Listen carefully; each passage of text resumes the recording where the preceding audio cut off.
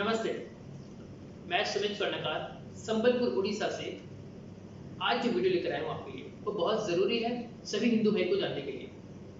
जी हाँ, अभी मैंने सोशल मीडिया पे देखा कि कुछ लोग, कुछ अनपढ़ गंवार लोग हिंदू देवी देवताओं का मजाक उड़ा रहे हैं किसी एक प्रोग्राम में और पब्लिक भी वहाँ पर बैठकर ठहाके लगा रही है। सोचने वाली बात यह है कि आप हिंदू देवी देवताओं का मजाक उड़ा रहे हैं बिना उनके बारे में जाने। आप उनका मजाक उड़ा रहे हैं बिना उनके अर्थ को जाने। प्रॉब्लम यह है कि आप इसीलिए मजाक उड़ा रहे हैं क्योंकि आपको उसके बारे में पता ही नहीं। सीधी सी बात है, आप उसी चीज का मजाक उड़ाएंगे जिसके बारे में आपको कुछ आइडिया ही नहीं है, कुछ नॉलेज ही नहीं है। हाँ, प्रॉब्लम यह है कि हिंदुओं को हिंदू ग्रंथ पढ़ाया ही नहीं जा रहा। भागवत गीता, रामचरितमानस, वेद, ये सारे कितने हमारे ग्रंथ हैं जो हमारे सनातन धर्म की रक्षा करने में भी हमको बहुत मदद करेंगे, लेकिन नहीं पढ़ाया जाता। ये धर्म अगर हम पढ़ेंगे तो हम लाइफ को अच्छे से जी पाएंगे, लेकिन नहीं पढ़ाया जाता। ये धर्म, ये ग्रंथ अगर हम पढ़ेंगे तो हम आजाद रह पाएंगे सोच से भी, लेकिन हमको वो पढ़ाया नहीं जाता और इसीलिए हम कैद हैं। फर्क पड़ रहा है कि जब हमने हमारे ही ग्रंथ नहीं पढ़े और बाहर का कुछ और भी उठपटांग कचरा हमने देखा, हमने उसको एक्सेप्ट कर लिया और हमने हा हा हा करना शुरू कर दिया। आज जो वीडियो लेकर आए हूँ वो इसलिए बहुत जरूरी मुझे लगा लेके आने का, क्योंकि जिस तरीके से सोशल मीडिया पे हिंदू देवताओं का मजाक उड़ाया जा रहा है वो बिल्कुल भी ठीक नहीं है। क्यों नहीं है? क्योंकि उनको पता ही नहीं है। एक वीडियो में श्री गणेश जी का मजाक उड़ाया गया। मैं उस पर्टिकुलर पर्सन का नाम नहीं लूंगा, आप लोग को पता होगा, वो सोशल मीडिया में बहुत अभी वायरल हो रहा है कि उसने हिंदू देवता का मजाक उड़ाया करके। बट मैं आपको बताऊंगा आखिर वाकई में श्री गणेश का अर्थ क्या है। आपने कहानी सुनी होगी श्री गणेश की कि माता पार्वती ने अपने शरीर के मैल से, अपने शरीर की मिट्टी से एक बच्चे का निर्माण किया जिसका नाम उन्होंने गणेश दिया। और उन्होंने क्या किया, जब वो स्नान के लिए जा रही थी उन्होंने उस बच्चे को, उस बालक को बाहर खड़ा कर दिया और कहा कि मैं अंदर स्नान कर रही हूं, आप किसी को भी अंदर मत आने देना। वो बालक गणेश वो बाहर चौकीदारी करना शुरू कर देते हैं। तभी उसके बाद उस समय शिव भगवान, जो कि गणेश के पिता हैं, हम उनको जानते हैं, वो ध्यान से लौटे थे काफी समय के बाद। तो वो जब आए तो गणेश भगवान, छोटे से बालक ने उनको रोकने की कोशिश की कि नहीं, आप रुकिए, आप अंदर नहीं जा सकते। वो अपने पिता को नहीं पहचानता, बात तो समझिए, वो अपने पिता को नहीं पहचान रहे थे और वो उनको मना कर रहा था। परिणाम स्वरूप जब उनको क्रोध आया शिव जी को, तो उन्होंने उस बालक को हटने को कहा। उसने कहा कि हट जा वरना मैं तुझे दंड दूंगा। वो छोटा सा बालक अपने ही घमंड में था, बोला नहीं हटूंगा मतलब नहीं हटूंगा, मुझे अपनी ताकत पे पूरा भरोसा है, मैं नहीं हटूंगा। कैसे जाओगे आप अंदर? मैं माता की आज्ञा का पालन कर रहा हूं, आपको नहीं जाने दूंगा, अब कोई भी हो। उसने शिव जी को रोकने की कोशिश करी और शिव जी ने परिणाम स्वरूप क्रोधित होकर उसके गर्दन को काट दिया, जिससे माता पार्वती को जब ये बात पता चली वो बहुत गुस्सा हुई, क्रोधित हुई और शिव जी से कहा कि आपको पुनः इसे जीवित करना पड़ेगा, इसे सर देना पड़ेगा। तो शिव जी ने फिर क्या किया, गणेश जी के सर के लिए एक हाथी का सर काटकर वहां लगाया। ये स्टोरी हमको बताई गई, बट स्टोरी के पीछे का जो मैसेज था वो हमने रिसीव ही नहीं किया। देखिए होता क्या है, बहुत सारी चीजें जो हमारे ग्रंथों में है, जो हमारे शास्त्रों में है, एक अच्छे जीवन जीने के लिए वो नियम जब आम आदमी को बताया जाए तो जरूरी नहीं कि वो हर एक चीज को झट से समझ ले। तो उस चीज को समझने के लिए उसको एक थोड़ा कहानी का रूप दिया जाता है कभी कभी, ताकि आप उस चीज को अच्छे से समझें। अब इस कहानी का मजाक तो बहुत लोग उड़ा रहे हैं सोशल मीडिया पे कि भगवान एक बच्चे का सर काटते हैं और एक हाथी का सर लगा देते हैं, व्हाट अ नॉनसेंस। कुछ लोग कहते हैं इंडिया में प्लास्टिक सर्जरी हुई, पहली सर्जरी गणेश जी की, बट भैया ऐसा प्लास्टिक सर्जन किस काम का जिसने एक इंसान का सर के जगह जानवर का सर लगा दिया और उसको मजाक के तौर पे हा हा हा करके वो लोग सोशल मीडिया पे अपने आप को पॉपुलर कर रहे हैं। गंवार लोग हैं वो लोग। स्टोरी ये आपको ही पता थी। जो नहीं पता था वो मैं आपको आज बताऊंगा। पहली बात सोचने वाली, हमने कभी इस पे विचार नहीं किया। क्यों विचार नहीं किया? हमको पढ़ाया ही नहीं गया, हमको सिर्फ दिखाया गया। जो उसके पीछे का मैसेज था, जो उसके पीछे का संदेश था, वो हमको बताया ही नहीं गया। क्या था वो संदेश? पहला बात आप सोचिए, क्या किसी भी इंसान के लिए ये पॉसिबल है कि अपने शरीर के मैल से, शरीर की मिट्टी से वो किसी इंसान का जन्म कर दे, निर्माण कर दे? संभव नहीं है। लेकिन अब आप सोचिए उसका मैसेज क्या था। यह जो शरीर है आप देख रहे हैं, आपका, मेरा, हम सबका, यह शरीर मिट्टी से बना है, मिट्टी में मिल जाएगा। इस बात को तो आप मानते हो, चाहे आप किसी भी धर्म के हो, वो बात की बात है। हिंदू है तो उसका अंतिम संस्कार कर देंगे, उसकी शरीर को जला देंगे, वो मिट्टी में मिल जाएगा। कोई दूसरे धर्म का है तो उसे जमीन में दफना देंगे, मिट्टी में मिल जाएगा। तो अंततः आपका शरीर मिट्टी से बना है, मिट्टी में मिल जाएगा। कैसे बना? आपने जन्म लिया आपकी माँ के द्वारा। तो वही कहानी के रूप में उसमें बताया गया कि एक माँ, पार्वती माँ ने अपने मैल, अपने मिट्टी से उसको निर्माण किया। इसका अर्थ यह है कि एक माँ ने एक बच्चे को जन्म दिया और वो बच्चा मिट्टी से ही बना था, मिट्टी में ही मिल जाएगा। दूसरी सोचने वाली बात कि वो बच्चा जब जिद कर रहा था, अब शिव जी है, भगवान है, उसके पिता है, वो उसका सर क्यों काटते हैं? एक पिता अपने पुत्र का सर क्यों काटेगा? सोचिए, जो मैसेज देने की कोशिश की गई थी वो लोगों ने नहीं पकड़ा, और पकड़ते थे तो पहले पकड़ते थे। आजकल क्योंकि उनको समझाया नहीं जा रहा उस चीज को, जिन लोगों को बेसिक, हमारे जो बेसिक ग्रंथ है उसका आइडिया ही नहीं है कुछ भी, वो लोग क्या समझेंगे? सुनिए दूसरी बात कि वो छोटा बच्चा जब वो हट कर रहा था, उससे दो मैसेज मिल रहा था। पहला ये कि माँ की आज्ञा है, मैं किसी को ना जाने दूं, मतलब माँ जो आज्ञा दे आप उसको फॉलो करो, आप उसको फुलफिल करो। ये एक मैसेज जाता है समाज के पास सीखने के लिए उस स्टोरी से। अगर आपकी मम्मी ने आपको कुछ अगर कह दिया तो उनकी आज्ञा का पालन करना आपका सर्वोपरि धर्म है। माँ की आज्ञा का पालन करो। दूसरी बात, जब उनका गर्दन काटा गया तो एक पिता अपने पुत्र का गर्दन कैसे काटेगा? जबकि ये कहानी में बताया गया है कि शिवजी ध्यान में गए थे और ध्यान से उठकर वापस आ रहे थे। अब आप खुद एक पल के लिए सोचिए कि अगर हम कभी अगर ध्यान करते हैं, 5 मिनट भी 10 मिनट भी अगर कर ले तो हमको शांत फीलिंग होती है, हमको बहुत अच्छा लगता है, हम गुस्सा भी नहीं करते, इवन हम तो ऊंची आवाज में बात भी नहीं करते। तो क्या शिव भगवान के लिए पॉसिबल था कि कोई ऐसा बहुत लंबी तपस्या में बैठकर आया है और आपके साथ इतना क्रोधित हो जाए कि अपने ही बच्चे को काट दे, अपने बच्चे को ही मार दे? बिल्कुल नहीं। वहां पर मैसेज ये था कि वो ज्ञान से, जब ध्यान से उठकर आए हैं, ज्ञान से भरपूर हैं, वो जब देख रहे छोटा बालक हट कर रहा है, घमंड में है, वो छोटे बालक को अपनी शक्ति के ऊपर अपार घमंड है।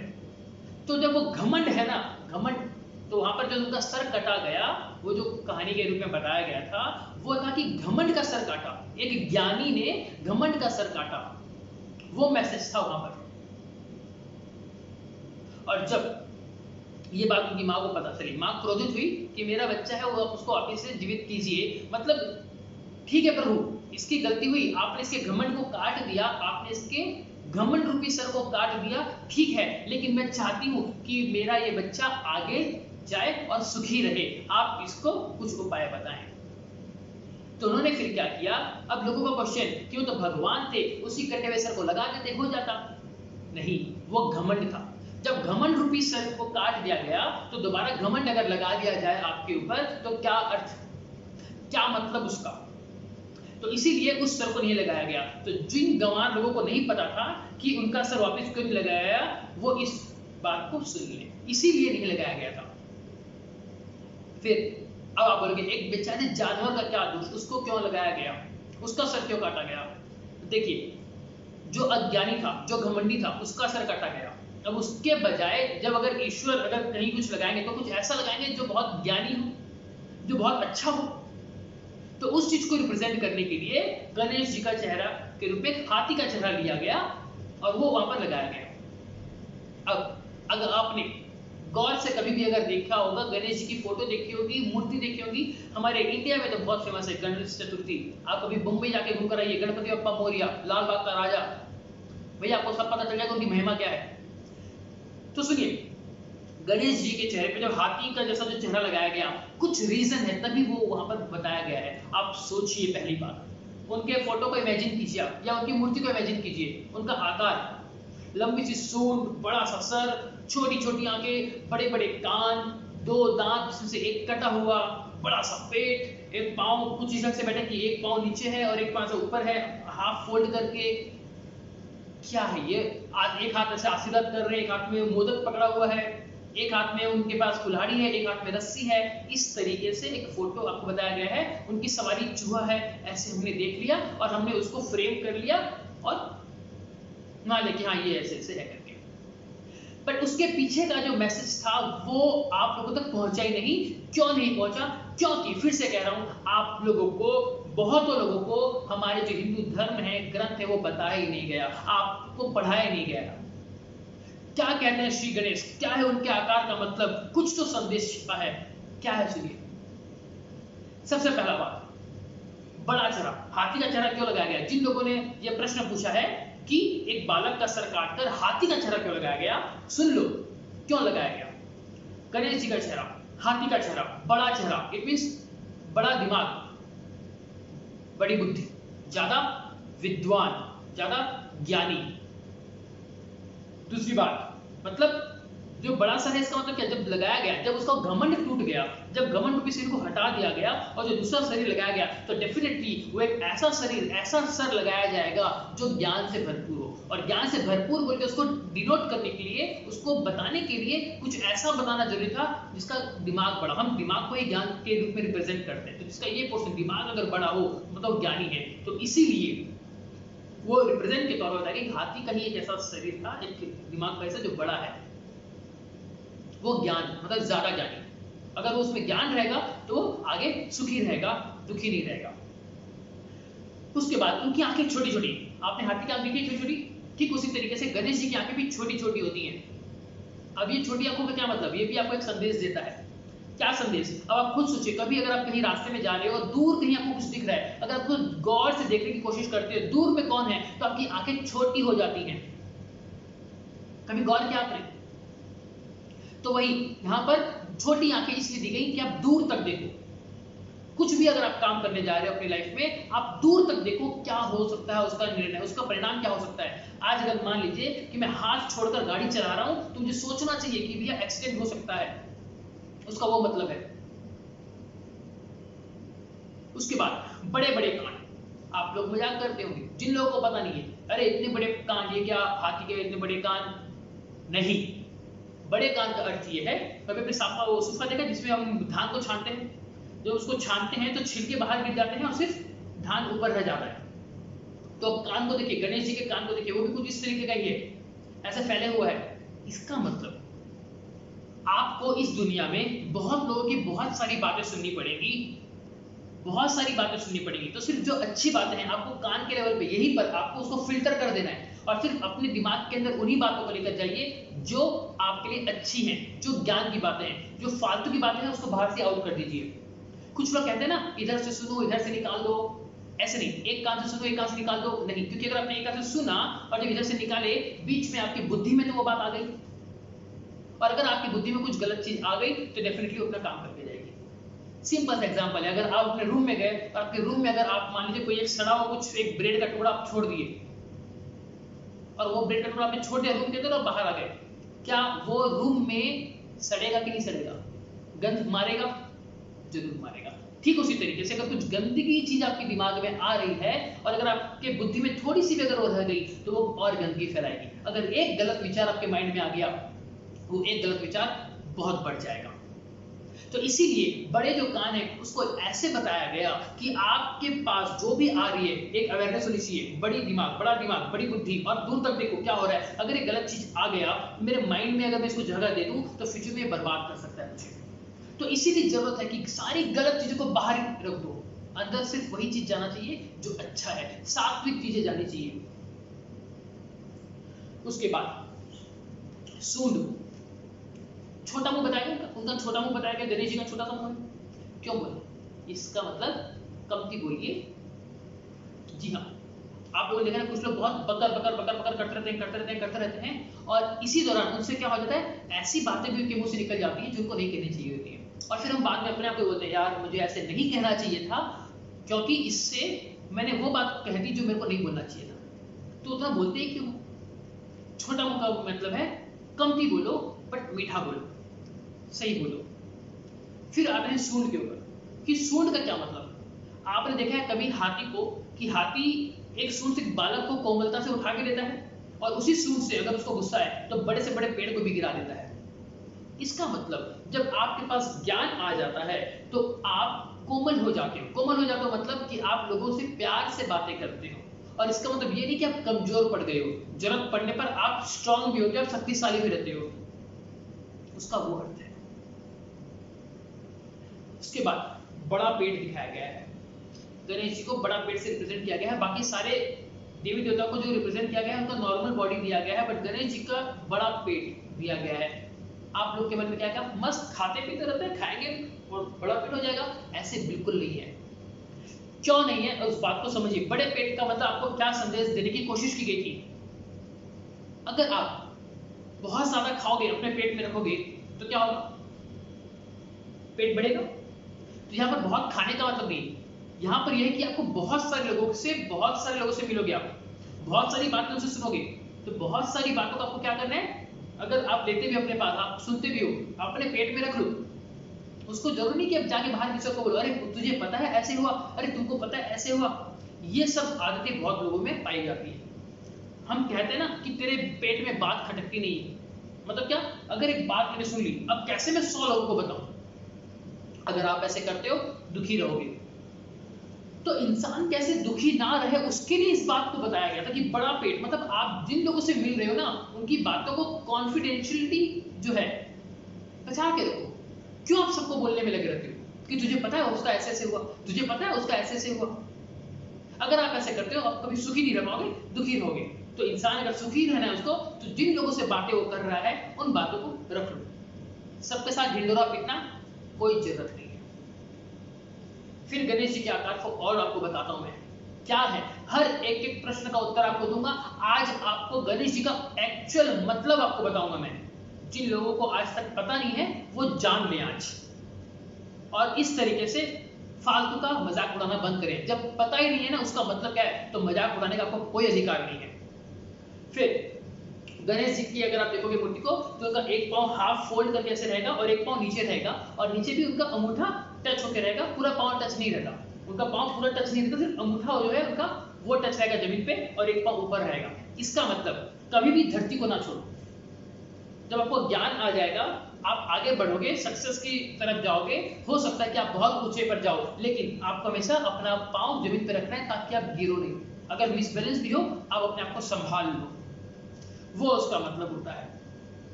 दूसरा पांव जो ऊपर उन्होंने रखा, इसका मतलब ये है कि आपको जो लोगों से डिटैचमेंट है, जो अटैचमेंट हो रही है ना, उसको डिटैच करना है। इसका मतलब ये है कि एक चीज सबसे परम सत्य है, आज आपकी लाइफ में जो भी है, आपके माता पिता, भाई बहन, पति पत्नी, बेटा बेटी, कोई भी हो, सब इस संसार पे टेम्पररी पीरियड के लिए है। वो एक दिन हमको छोड़ के जाएंगे ही जाएंगे। लेकिन अगर आप उनसे बहुत ज्यादा अटैचमेंट कर लो, और कभी अगर वो चले गए, आपको छोड़ के वो जाएंगे ही जाएंगे, तो आपको बहुत तकलीफ होगी। उस तकलीफ से अगर बचना चाहते हैं तो अपने मन में ये चीज रखो, क्या, कि वो लोग भी जाएंगे एक दिन।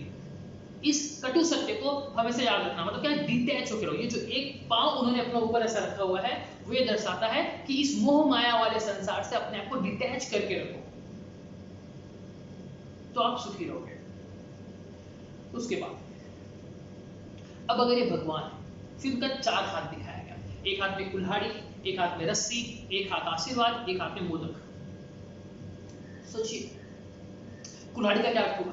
इसका मतलब ये हुआ कि जब आपके पास ज्ञान आ जाएगा, आप दूर तक देख पाओगे, आप सिर्फ अच्छा सुनोगे, तो हो सकता है इससे आप क्या करोगे, आपके जो भी पुराने पाप हैं, जो पुरानी गलतियां हैं, आप उसको काट सकते हो। उसका वो मतलब है, क्योंकि जब वो बच्चा बालक छोटा था, इंसान के शरीर के साथ था, इंसान के चेहरे के साथ था, उसमें घमंड था, उसने उस घमंड के मारे कुछ तो गलत किया होगा, जो पुराने पाप हो गए, तो पुराने पाप को हम काट सकते हैं। इसका मतलब रियल लाइफ में अगर आज हम हमारे ग्रंथ को पढ़ें, जब हमको नॉलेज आएगा, तो ये पॉसिबल है कि हमारी पुरानी जो गलतियां हैं उसका हम पश्चाताप कर सकेंगे।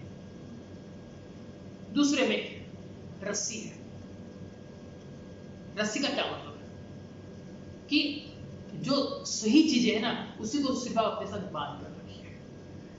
जब बस ज्ञान आ गया और कुछ भी अगर अच्छा चीज अगर आपको दिखे आपकी लाइफ में आए तो उसको अपने साथ बांध के रखिए, अच्छी चीजों। गलत चीजें तो जाने दो।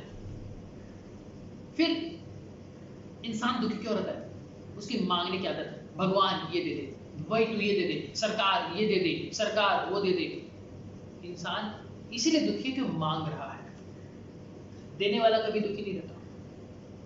तो गणेश जी की उस मूर्ति में, उस फोटो में उनके एक हाथ से जो आशीर्वाद का जो एक चिन्ह जो दिखाया गया है वो रिप्रेजेंट करता है आपको लाइफ में हमेशा देना है। आपके पास जो अच्छी चीजें हैं वो लोगों को देनी है। ऑलवेज गिव, मांगो मत, दो। इसलिए देने वाला हमेशा ऊपर रहता है, सर्वोपरि होता है। तो अगर आपको आपके लाइफ में सुखी रहना है तो कभी भी पैसे बटोरो सारा का सारा। ये जो लालच हम करते हैं ना, लालच मत करो। जो आपके पास है जितना है उतना बांटो। ज्ञान है, ज्ञान बांटो। पैसे है, पैसे बांटो। बहुत सारे समाज में ऐसे लोग हैं जो लोग बहुत दान करते हैं। उनको पता है यार पैसे में ऊपर लेके नहीं जाने वाला, जितने पैसे कमा रहे हैं उतने ही उसी हिसाब से वो लोग क्या कर रहे हैं, दान कर रहे हैं, दो। और इसीलिए आप लोग देखोगे वैसे लोगों का सोसाइटी में बहुत सम्मान होता है, बहुत इज्जत मिलती है उनको। फिर अब आपके मन में एक ख्याल आया होगा, जब इतने बड़े भगवान हैं, इनका तो सिंहासन जैसा मस्त होना चाहिए, सवारी भी बहुत अच्छी होनी चाहिए, लेकिन चूहे की सवारी, इतने बड़े शरीर के लिए इतना छोटा सा चूहा, चूहे की सवारी। कभी विचार किया आपने इसके ऊपर? मन में आया होगा बट कभी सोचा नहीं होगा। यहां पर अब आप बताइए, क्या आपने कभी चूहे को देखा है? डेफिनेटली देखा होगा, आपके घर में भी बहुत बार आता होगा वो। और चूहे का आदत क्या है? कुछ कुछ कुछ कुछ कुछ भी हो, कुतरते रहेगा। कभी रोटी कुतर लिया, कभी प्लास्टिक कुतर लिया, लकड़ी कुतर लिया, जो मिला वो यहाँ वहां भटकते रहेगा, वो नहीं मानेगा। तो हम यहाँ चूहे को जो दर्शाया गया है वो बताया गया है कि आपको चूहे के साथ ही चलना है। मतलब क्या? चूहा मतलब इंद्रियां, जो हमारी पांचों इंद्रियां हैं, काम, क्रोध, मोह, माया, लोभ, ईर्ष्या, जो है हमारी 5 इंद्रियां। वो बोलता है कि आप इस जब मनुष्य के रूप में हो, आप अपनी इंद्रियों के साथ ही चलोगे। कभी कुछ अच्छा खाना देख लिए, वाह खाना चाहिए, बहुत मन कर रहा है। कोई सुंदर लड़का या लड़की देख लिए, उसकी तरफ आकर्षित हो गए, इंद्रियां आपके साथ गेम खेल रही है। तो ये कहता है कि जिस तरह चूहा इधर उधर भागता रहता है, ठीक उसी तरीके से आपकी इंद्रियां भी इधर उधर भागती रहेगी। लेकिन अब आपके पास जब बड़ा ज्ञान है, दूर तक सोच पा रहे हो, सही सही जब दिमाग में कंटेंट जा रहा है, अच्छा चीज जा रहा है, तो आप अपनी इंद्रियां को कंट्रोल कर सकते हो और आप उसको उधर ही लेके जाओगे जिधर आपको जाना है। इस पूरे अगर हम देखें हमारे मनुष्य को, तो हमारे पूरे आकार के हिसाब से जो हमारी इंद्रियां बहुत छोटी सी हैं, हमारे पूरे जीवन में इंद्रियां बहुत छोटा ही रोल प्ले करती है, लेकिन हम उसको जब कंट्रोल करें तब। अब आप देखिए, अगर आपने उस इंद्रिय को कंट्रोल कर लिया तो आप सही लाइफ में जाओगे। सो ये है पूरा अर्थ गणेश जी का। जिन लोगों को पता नहीं है उनको लिए तो मैं खास करके ये वीडियो मुझे बनाना पड़ा। मुझे बहुत तकलीफ हुई जब हमारे भाइयों लोग को इसका मतलब नहीं पता, इसलिए मुझे इस वीडियो को बनाना पड़ा और बताना पड़ा कि इसका एक्चुअल में क्या मतलब है। अब मैं आप सभी से रिक्वेस्ट करता हूं कि अगर आपको इसका मतलब समझ में आया ना, गणेश जी का जो अर्थ है वो आपको अगर समझ में आया और आप चाहते हो कि जैसे हमारे बहुत सारे लोग जिनकी आंखों पे पट्टी बन गई है, जिनको इसका बारे में कुछ पता नहीं है, आप उन तक इस वीडियो को प्लीज शेयर करें ताकि उनको पता चले यार हमारे सनातन धर्म की क्या सुंदरता है, कितना अच्छा ज्ञान है, कितने अच्छे हमारे शास्त्र हैं, उसको पढ़ना चाहिए। लेकिन आप लोग फालतू बकवास की चीजें पढ़ते हैं, तो इसीलिए आपका दिमाग भी कचरे जैसा हो चुका है। अच्छा जीवन जीना है, सुखी जीवन जीना है, लौट आइए सनातन धर्म में। आपकी जितने भी ग्रंथ हैं आप उनको पढ़िए, आपको एक अच्छा जीवन जीने का सही राह मिलेगा। उम्मीद करता हूं आपको बहुत कुछ इस वीडियो से पता चला होगा। जय हिंद, जय भारत।